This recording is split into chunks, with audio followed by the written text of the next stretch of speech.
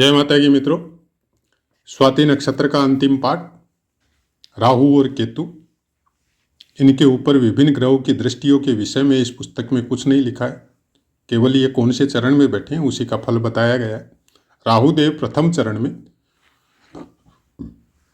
कुछ अलग सी भावना हो सकती है इंसान के अंदर, गुस्से की आदत हो सकती है या गुस्से में कुछ अपना नुकसान भी कर सकता है।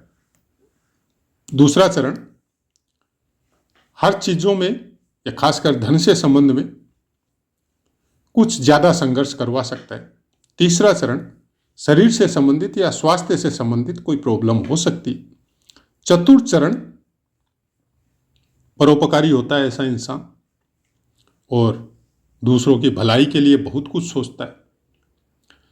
केतुदेव प्रथम चरण चित्रकला टाइप के कामों में रुचि हो सकती है और लंबी उम्र वाला हो सकता है। दूसरा चरण कुछ मेल फीमेल का अट्रैक्शन कुछ ज़्यादा हाई लेवल पे हो सकता है। तीसरा चरण कुछ अलग टाइप के दोस्तों के साथ बैठने की प्रवृत्ति हो सकती है जिसको गांव समाज स्वीकार नहीं करे। चतुर्थ चरण पारिवारिक जीवन बहुत सुखी होता है और अधिकार संपन्न होता है। धन के मामले में प्रॉब्लम हो सकती है। तो ऐसे थे राहु केतु के स्वाति नक्षत्र में। कुछ विशेष अच्छे यहाँ पे बताए नहीं गए हैं, जबकि स्वाति नक्षत्र खुद राहुदेव का नक्षत्र है और अपने ही नक्षत्र में राहुदेव बैठ के कोई विशेष अच्छे फल जब पुस्तक में नहीं बताए गए हैं, तब इंसान को इस ज्योतिष के विषय में सोचने के लिए हमारे जैसों को तो मजबूर होना पड़ता है कि ऐसी क्या बात है कि राहुदेव खुद अपने नक्षत्र में विराजमान है और फिर भी अच्छे फल नहीं बताए गए।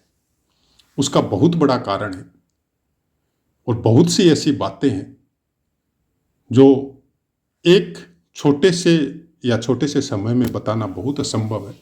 जब हम लोग डीप स्टडी वापस चालू करेंगे नक्षत्रों की, पर्टिकुलर एक एक नक्षत्रों के विषय में, और राहु केतु के भी हमारे अलग से पाठ पोस्ट किए हुए हैं, 4-5 पाठ होंगे शायद, और फिर करेंगे। आप सर्च करके देख लीजिएगा, कुंडली में बहुत पाठ है, उसके अनुसार शायद प्लेलिस्ट भी हमारी बनाई गई है। लेकिन राहु केतु के विषय में जो जहां भी पुस्तक में जो भी कुछ लिखा गया है, हालांकि पहला हमारा जो प्रयास होता है कि पुस्तक में जो लिखा गया है वो बताया जाए, क्योंकि कुछ कमेंट भी ऐसे ही आए थे कि आप बहुत ज़्यादा अलग अलग टाइप का बता देते हैं, पुस्तक में लिखा हुआ क्या है और आप अपनी तरफ से क्या बता रहे हैं उसका पता ही नहीं चलता। तो हमने एक कोशिश की है कि जो पुस्तक में लिखा है उसके अनुसार पहला पार्ट बता दें। उसके अनुसार अगर आप समझ सकते हो तो आप वहाँ तक की सुनो, उसके बाद में आप अपने हिसाब से समझो। लेकिन एक पुस्तक नहीं है ज्योतिष में, बहुत सी पुस्तकें और बहुत से ऐसे ऐसे योग है कि कोई पुस्तक, पुरानी पुस्तक में उसका थोड़ा अलग अर्थ लिखा है, फिर दूसरी पुस्तक कोई सामने आ गई किसी गर्गाचार्य जी की या वशिष्ठ जी की, तो उसमें कुछ अलग पढ़ने को मिल रहा है। जब हम लोग इसको सब सम्मिलित करते हैं, एक दूसरे के लिए सोचते हैं कि भाई ऐसा क्यों लिखा है, तब बहुत कुछ नया पता चलता है। तो हमारी सबसे, आप सबसे इतनी आराधना है कि जो भी ज्योतिष सीखने के लिए चैनल के साथ जुड़े हैं उसको कंप्लीट, तो देखिए ज्योतिष कोई ऐसा सब्जेक्ट नहीं है कि कोई ये बोल सके कि हम प्रकांड विद्वान है ज्योतिष के, हमने पूरी ज्योतिष सीख ली। आपने पुस्तकों को याद किया होगा, ज्योतिष पुस्तकों के ऊपर निर्भर नहीं है। ज्योतिष वो ज्ञान है जो आपके अंदर से प्रकट होता है। लेकिन रास्ते पुस्तक है, रास्ते गुरु के चरणों में बैठ के श्रवण है। बिना उस रास्ते के वो ज्ञान प्रकट होना बहुत मुश्किल है, क्योंकि जिस विषय में आप सबसे ज्यादा सोचते हैं उसी विषय का ज्ञान ये परम आत्मा आपको प्रोवाइड करवाती। बहुत सी ऐसी रिसर्च या ऐसी बातें जिन्होंने भी की है, चाहे किसी भी क्षेत्र में, चाहे इंजीनियरिंग हो चाहे मेडिकल हो, उनकी हेल्प करती है पुस्तकें। लेकिन नई रिसर्च हमेशा आपके इंटरनल प्रेरणा से ही प्राप्त होती है। किसी चीज की दवाई आपको खोजनी है जो आज तक नहीं खोजी गई, जब वो खोजी नहीं गई तो उसके विषय में पुस्तक में आपको कुछ नहीं मिलेगा। पुस्तक में वहां तक ही मिलेगा जहां तक उस यात्रा पे लास्ट तक कोई चला था, वहां तक की यात्रा का पुस्तक में मिल सकता है। लेकिन जो नया चालू कर रहा है वो उस पुस्तक को पढ़ेगा ये जरूरी नहीं है। वो जो यात्रा पुस्तक में बताई गई है उसी यात्रा पे चल के वो आगे बढ़े, कोई जरूरी नहीं है। उसके अंदर जो ज्ञान है हो सकता है उसकी वजह से वो कोई दूसरा रास्ता अपनाए और उसके बाद में जाके वो उस सीमा पे पहुंच जाए कि वो बोल दे कि हाँ ये रिसर्च कंप्लीट हो गई और इस चीज पे हम लोगों ने विजय प्राप्त कर ली। ज्योतिष कुछ ऐसा ही है। ज्योतिष हो, भक्ति मार्ग हो, वेद वेदांग हो, सब ऋषि मुनियों की यात्रा सेम नहीं रही है।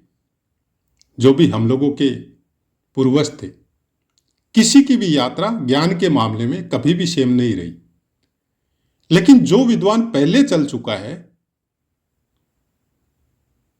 उसको श्रवण या पठन जरूर किया है उन विद्वानों ने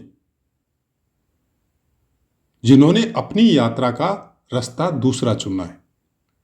सब इंसानों की प्रारब्ध अनुसार अलग अलग प्रकृति होती है कि किसी इंसान का सूर्य और मंगल इतना बलिष्ठ है कि वो अपने शारीरिक शक्ति के श्रम के द्वारा किसी चीज को प्राप्त करता है, और किसी इंसान का गुरुदेव बहुत बलिष्ठ है सूर्य और मंगल के साथ, तो वो श्रम भी करेगा, वो बुद्धि का भी उपयोग करेगा, वो अपने इंटरनल ज्ञान को जागृत करेगा। वो योग ध्यान साधना या पठन पाठन से उस ज्ञान को प्राप्त करने की कोशिश करेगा, वो जो कई जन्मों से आपको ऑलरेडी प्राप्त है और आपके मस्तिष्क में सेव है, वो कहीं नहीं है। जितने जन्मों का ज्ञान इंसान को होता है उतने जन्मों का ज्ञान जानवर या पशु पक्षी को नहीं होता है। ऐसा मस्तिष्क केवल इंसान को ही प्राप्त होता है जो योग ध्यान साधना भक्ति मार्ग सन्मार्ग सतमार्ग अच्छे कर्म अच्छी दिनचर्या उसकी वजह से प्राप्त होता है। वो आपके ही मस्तिष्क में सेव है, कहीं बाहर से सिद्धि नहीं मिलती है आपको। वो आपके ही मस्तिष्क की वो नसें एक्टिव होती है ये सब करने से, जिसके द्वारा आपको वो ज्ञान ऑटोमेटिक प्राप्त होता है। और राहु केतु उसी ज्ञान को एक्टिव करते हैं। केतु को मोक्ष का कारक बोला गया, क्यों बोला गया? राहु को माया का कारक बताया गया, किस लिए बताया गया? राहु मस्तिष्क है आपका। माया का मिटाव या माया का फैलाव, दोनों बातें राहु के साथ कनेक्ट है। जब आप मोह माया में बहुत ज्यादा पड़ जाते हैं राहु बहुत एक्टिव रहता है, और जब आपने केतु को एक्टिव कर दिया तो फिर माया का लोप होना चालू हो जाता है। धीरे धीरे वो माया फिर आपके सामने या तो नतमस्तक होगी या दूर होगी। ये कैसे होगा? बहुत आसान है। अपने चंद्रमा को कंट्रोल कीजिए, अपने मन को स्थिर कीजिए। हर वेद शास्त्र ज्योतिष सब गुरुवाणी भक्ति मार्ग बड़े बड़े शास्त्र पुराण या जो भी वर्तमान के या पहले के जो भी ऋषि मुनि हुए हैं संत महात्मा हुए हैं, उन सब का मिल के ये कहना है कि अपने चंद्रमा को अपने मन को कंट्रोल कीजिए, क्योंकि मन से बड़ी शक्ति केवल आत्मा के पास है और उस तक आप मन के द्वारा ही पहुंच सकते हैं और कोई साधन नहीं है। जब मन कंट्रोल होता है तो आपका ध्यान में मन लगता है। अब वो ध्यान योग साधना हो सकती है, तंत्र मंत्र हो सकता है, ज्योतिष हो सकती है, वेद पुराण हो सकती है, पठन पाठन हो सकता है। आप कोई स्टडी कर रहे हैं इंजीनियरिंग वगैरह की, किसी की भी कोई डिप्लोमा कर रहे हैं, उसमें हो सकता है। ध्यान का मतलब ये नहीं है कि आप पद्मासन लगा लो या कोई भी आसन लगा लो, अपनी एक मुद्रा लगा लो और आप ध्यान में स्थिर होकर बैठ जाओ। नहीं, ध्यान हर चीज में होता है। और जो आदमी इसका अभ्यास करता है उसको आप कभी भी देख लीजिएगा कि वो जो भी काम करता है बड़े मन से करेगा। वो अगर झाड़ू या साफ सफाई भी करता है तो बड़ा आनंद लेके करता है, बहुत मन लगा के करता है। उसको समय का पता नहीं चलता कितना समय हो गया। जिस झाड़ू को 10 मिनट में कंप्लीट करते हैं उस झाड़ू को वो 1 घंटा भी लगा सकता है। लगा के खुद खुश होता है कि कितना बढ़िया से साफ हुआ। और जो इंसान अपने किए हुए वर्क के ऊपर खुद खुश होता है, इसका मतलब उसके कुछ ऐसे ऑर्गन एक्टिव है जो बाई बर्थ उसको प्राप्त हुए, और उनके द्वारा वो बहुत आगे की यात्रा कर सकता है।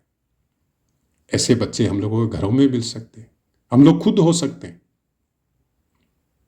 तो जब आपकी ऐसी अगर क्वालिटी है तो आप मान के चलिए कोई भी प्रारब्ध आपका कुछ नहीं बिगाड़ सकता। आपके ग्रह नक्षत्र चाहे कितने भी खराब हो, हर समय आपको कहीं ना कहीं से सहायता मिलती रहेगी। चाहे कितनी भी तकलीफ में आओ आप, कोई न कोई आपको आपका सहायक बन के आपके सामने खड़ा होगा। ये नेचुरलिटी का निर्णय है, चाहे आप इसको ये बोल दो कि ये राहु केतु का निर्णय है। तो ऐसी बहुत सी बातें हैं ज्योतिष के अनुसार समझने के लिए।